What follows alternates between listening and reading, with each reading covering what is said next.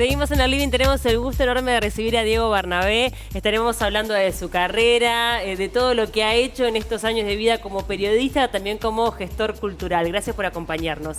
Gracias a vos, un placer estar acá. Bueno, Diego, hablando un poco de tu vida, para conocerte también un poco más personalmente, tú sos hijo de un francés.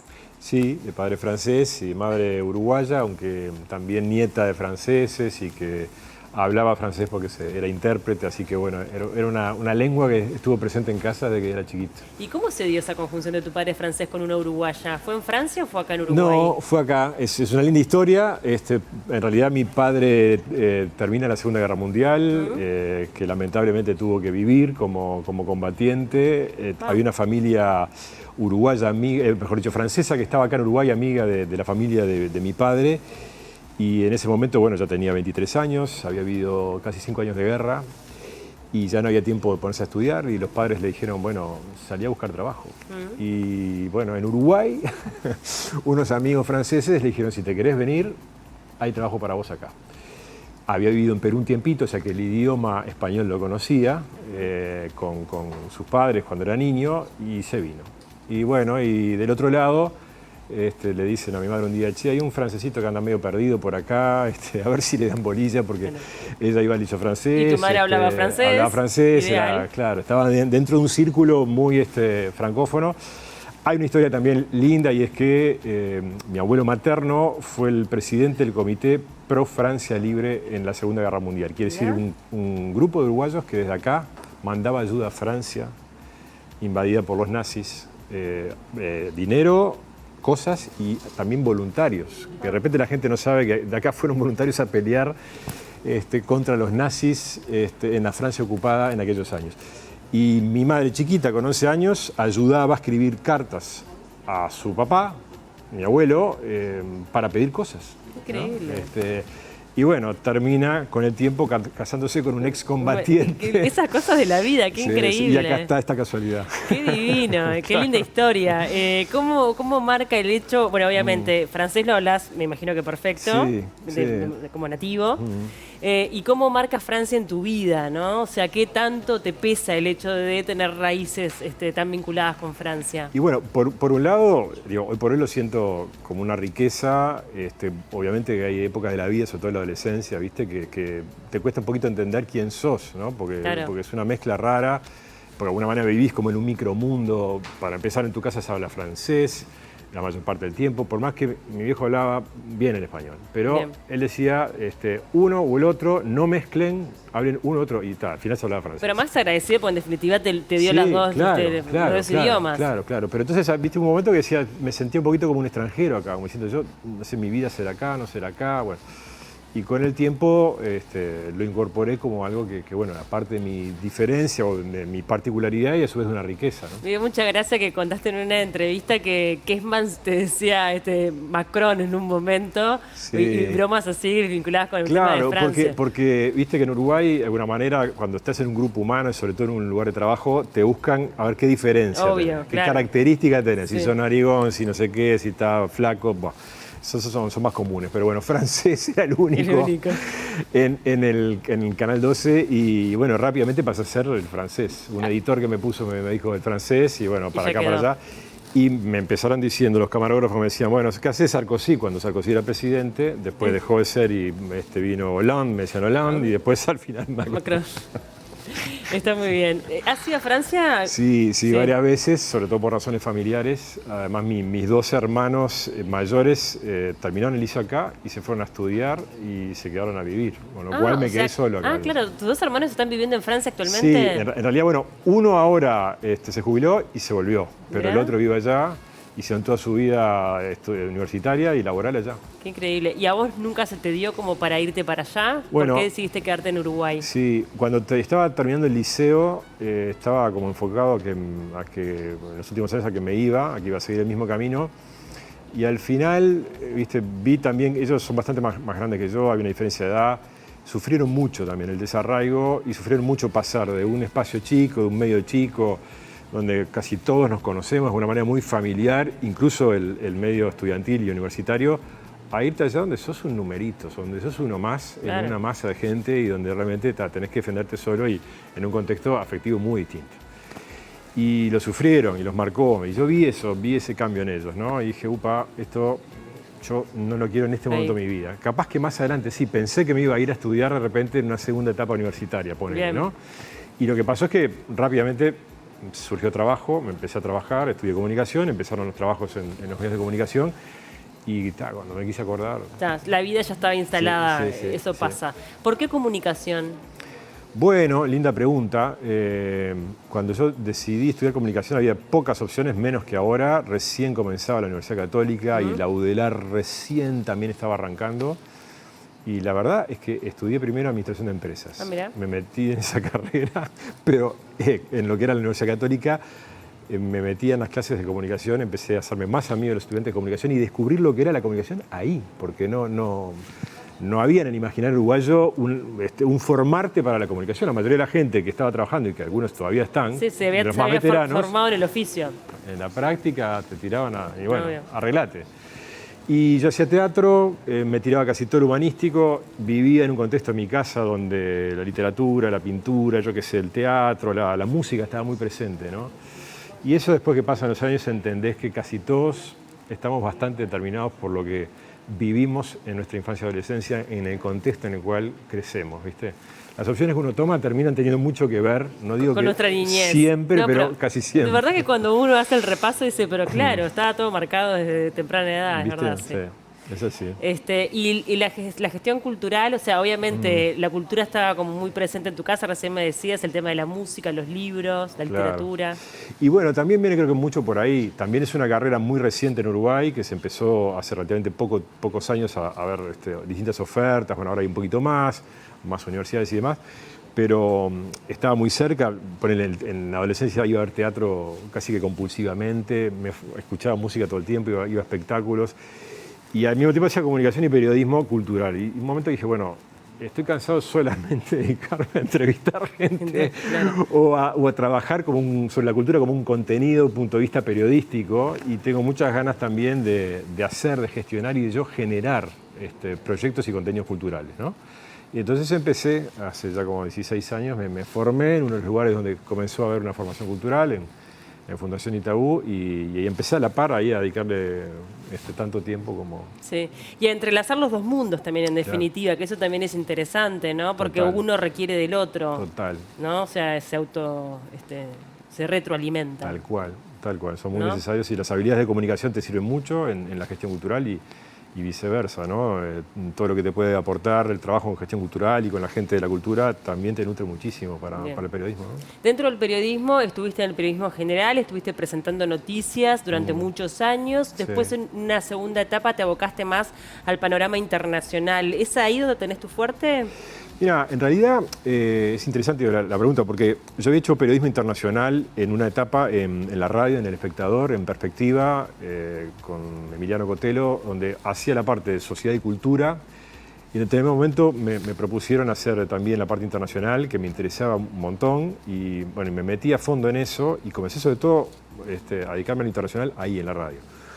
Cuando llego al Canal 12, primera experiencia de televisión, en el 2004 me proponen presentar un informativo y me cargo la información internacional porque yo ya tenía eso, venía en mi valijita de insumos, ¿no? Y me gustaba. Y bueno, y al final me terminé especializando sobre todo en eso, en Telemundo, en Canal 12, y de todas maneras no dejé de hacer algo de periodismo cultural en el canal, ¿no? Claro. Pero sí como que me metí... Entonces, no sé si es mi fuerte, digamos que yo creo que sobre todo vos te formás como periodista y te haces periodista y tenés que tener la capacidad de aplicar el método periodístico a casi todas las temáticas, ¿no? A menudo no sé por qué te preguntan, sobre todo jóvenes que quieren hacer periodismo deportivo en Uruguay, viste que hay muchos, ¿no? Y claro, y ¿cómo hago yo para ser periodista deportivo? Y piensan que el camino es siempre por el lado del deporte. No, primero sé periodista, un buen periodista, domina la metodología periodística, todo lo que tiene que ser un buen periodista. Después lo puedes aplicar a lo que vos quieras, ¿no? Entonces me interesaba y me sigue interesando en la temática internacional, pero en realidad lo que hice fue aplicar metodología durante muchos años. A todo, totalmente. Igual me imagino que hay algunos momentos o contextos como que estamos viviendo actualmente que ponen como un poco más el ojo en el periodista internacional o el que ha ahondado en esos temas. ¿Cómo ves la situación también a nivel mundial? Es un momento complejo, ¿eh? Sí, tristísimo, durísimo. La verdad que es otra de las cosas que, bueno, de repente la gente piensa que los comunicadores que estamos en el día a día y sobre todo en la tele nos hacemos como un poquito insensibles a la información, sobre todo dura como la que estamos recibiendo desde Ucrania en este momento, como de otros lugares del mundo donde también hay guerras. Y la verdad que no, te afectan, de alguna manera te afectan, ¿no? Y te dejan como algo difícil, porque estás lejos, por un lado, pero al mismo tiempo no podés entender cómo pasan esas cosas, ¿no? Por supuesto que tu propia historia, en tu caso, ¿no? O sea, tu padre vivió una guerra, no está tan lejos en definitiva, totalmente. ¿no? Sí, mira, mi padre hablaba muy poco de la guerra, era muy difícil que te contara cosas porque realmente lo afectó mucho. Las pocas veces que me contó alguna cosa y conservo algunas fotos, fue justamente una de esas fotos donde me dice, mira, estaba con sus compañeros y me dice, murió, murió.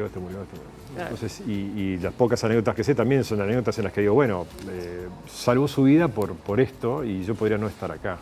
Totalmente. Entonces, y bueno, y las propias cosas que después sabés y por las que pasaron mis abuelos, el miedo de ser atrapado o prisionero de los nazis, pasaron cosas fuertes, ¿no? De registrar el apartamento de mis abuelos en París y mi padre estar escondido en una trampa dentro de su apartamento, los nazis registrándolo y no lo encontraron por un pelo. Entonces, claro. Pensás en esas cosas, pero bueno, volviendo a lo que soy, es una locura, por supuesto que te afecta, no me extraña demasiado viniendo del actual gobierno ruso lo que está pasando porque de alguna manera se veía venir y bueno, y Putin es un personaje político muy difícil, ¿no? Muy particular. El actual gobierno ruso es un gobierno también complejo que antes de la guerra ya a nivel interno,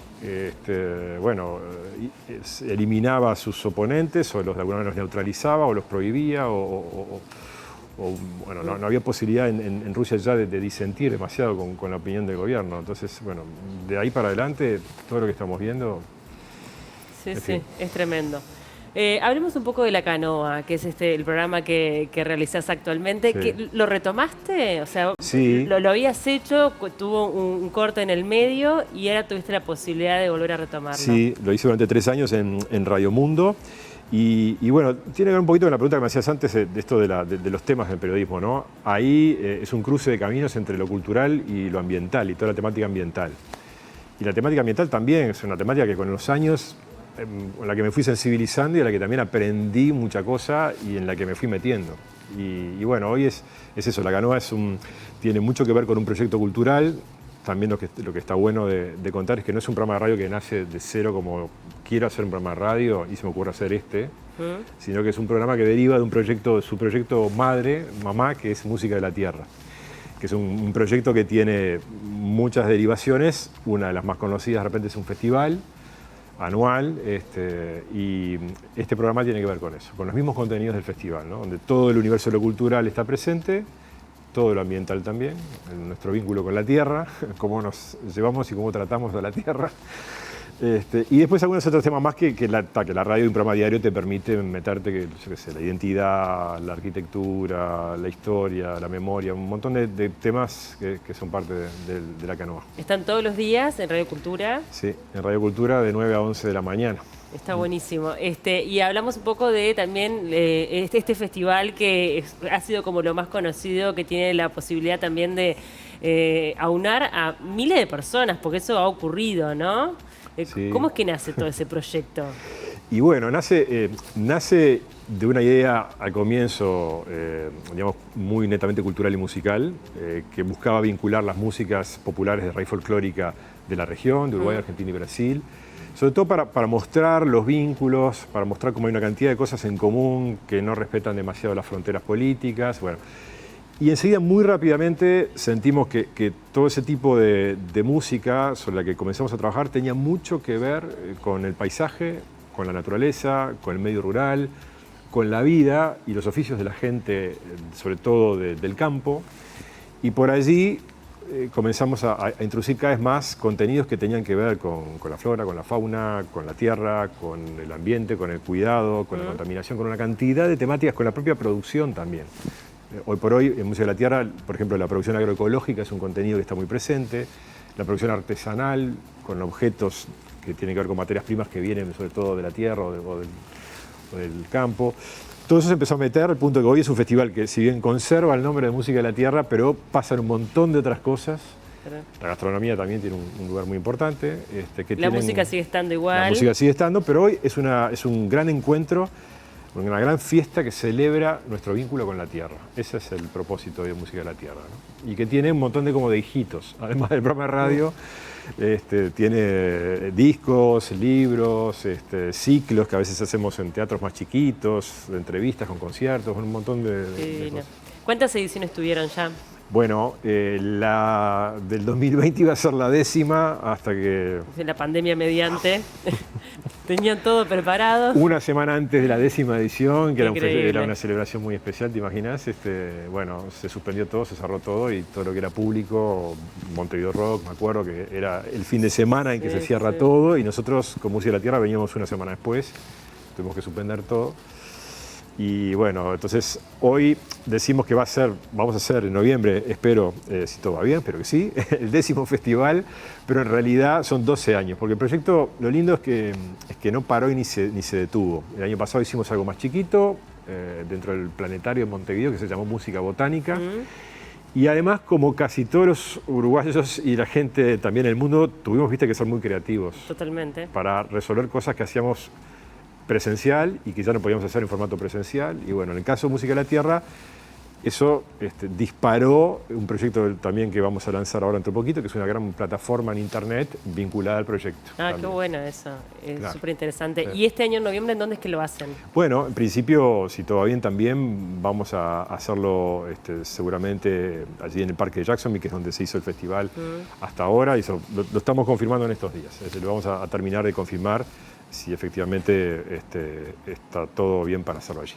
Está buenísimo también lo de la plataforma porque de alguna manera es un intercambio y una globalización súper interesante, ¿no? Sí. Que es lo que de alguna forma buscaban desde el principio, ¿no? Con las músicas folclóricas de la región, no únicamente de Uruguay. Sí, y no solo música, ¿no? Porque es una plataforma que te va a permitir participar de talleres, que te va a permitir hacer todo tipo de experiencias ahí sí, más virtuales, porque el festival, una cosa que sí nos negamos a pesar de la pandemia es a hacerlo por streaming, que mucha gente en la música no tuvo más remedio que apelar al streaming para vivir.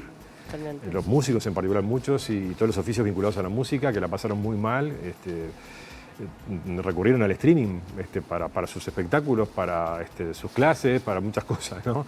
En el caso de un festival como Música de la Tierra, es un festival donde el encuentro de la gente es muy importante. Entonces, eso no queríamos que sucediera. Totalmente. Bueno, estás alejado un poco de las pantallas desde hace un poquito tiempo también. ¿Cómo has vivido este tiempo sin televisión? Estás haciendo también otras cosas sumamente importantes, creativas, que requieren también tu cabeza, tu tiempo. Claro. ¿Cómo te encontrás a nivel profesional y qué objetivos tenés? Mira, bien, súper bien. Primero porque yo no empecé mi recorrido en la comunicación en la tele. Empecé escribiendo, escrita, después en la radio. Estuve al día de hoy más años en radio que en televisión, en la suma. La radio es un medio divino que adoro. Divino. Y la tele no es un fin en sí mismo para mí. La tele si se da, y en un contexto que esté bueno, con un proyecto que está bueno, es un lenguaje divino, precioso, que me encanta, pero no es el fin necesariamente, ¿no? Para un comunicador. Y al final, bueno, habiendo también desarrollado todo el camino de la gestión cultural, también por allí hay muchas cosas lindas en las que sentís que aportás a la sociedad, ¿no? Entonces, hay mucho para hacer también, ¿no? También tiene tanta oferta cultural en nuestro país, ¿no? Tenemos como un valor ahí importante para explotar, ¿no? Claro, tal cual. Y además, bueno, en mi caso, en mi camino, siempre tuve claro desde el comienzo que el camino de la comunicación era un camino que me atraía, también para generar cosas y tratar de aportar a la sociedad, ¿no? Entonces, bueno, hay gente de repente que llega a los medios con otras motivaciones, ¿no? Por ahí, ¿no? Que quiere ser famoso, por ejemplo, o que esa es su prioridad. Bueno, es respetable, no es la mía, pero bueno, la comunicación es lindísima. Debe ser satisfactorio también el saber que con tu trabajo estás aportando y generando un cambio de repente en otros, ¿no? Lo que hacen con Música de la Tierra, Tal el cual. aporte que puedes dar de ese lado, que es lo más valioso, en definitiva, para que estamos y no es para poder mejorar un poquito la vida de otro en Tal esta cual. vida, ¿no? Es así. Bueno, Diego, un gusto tenerte acá. Invitamos a todos a que te escuchen, si aún no te han escuchado, en La Canoa, todos los días por Radio Cultura, de 9 a 11 de la mañana. Así es. Y estén atentos a las redes de Música de la Tierra, que me imagino que en las redes sociales los pueden encontrar. Sí. Si todo va bien, el próximo viernes, que es el Día de la Tierra, además, va a ser el día en que vamos a dar noticias. Qué lindo, me encantó. Muchísimas gracias, Diego, por A vos, acompañarnos. Un gusto placer, tenerte. divino.